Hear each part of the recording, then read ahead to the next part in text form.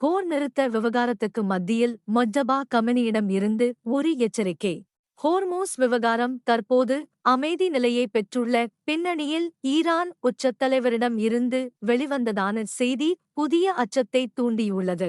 இந்த அறிக்கை ஈரானின் இராணுவ தினத்தை முன்னிட்டு வெளியிடப்பட்டது என தெரிவிக்கப்படுகிறது. இதன்படி புதிய உச்சத்தலைவர் மொஜ்தபா கமனியிடமிருந்து வந்ததாக கூறப்படும் ஒரு செய்தியில், குவியப் போகும் உலக தலைவர்கள், ஈரானின் கடற்படை தயார், எதிரிகளுக்கு புதிய தோல்விகளின் கசப்பை சுவைக்கச் செய்ய ஈரானின் கடற்படை தயாராக உள்ளது என்று எச்சரிக்கப்பட்டுள்ளது. 6 வாரங்களுக்கு முன்பு ஈரானின் உச்ச தலைவராக நியமிக்கப்பட்டதிலிருந்து பொதுவழியில் தோன்றாமலும் எந்த காணொளிச் செய்திகளையும் வெளியிடாமலும் இருந்த கமெனி தனது எழுத்துப்பூர்வமான செய்தியில் ஹோர்முஸ் நீரிணையின் நிலை குறித்த சமீபத்திய குழப்பங்கள் எதையும் குறிப்பிடவில்லை.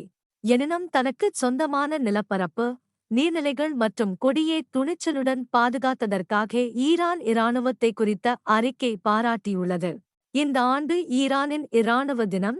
இந்த போரின் தொடக்கத்தில் அமெரிக்க-இஸ்ரேலிய கூட்டு வான்வழித் தாக்குதல்களில் படுகொலை செய்யப்பட்ட ஈரானின் முன்னாள் உச்ச தலைவரும் அவரது தந்தையுமான அயதுல்லா அலி கமெனியின் பிறந்த நாளுடன் ஒத்துப்போனது என அறிக்கையில் விவரிக்கப்பட்டுள்ளதாக கூறப்படுகிறது.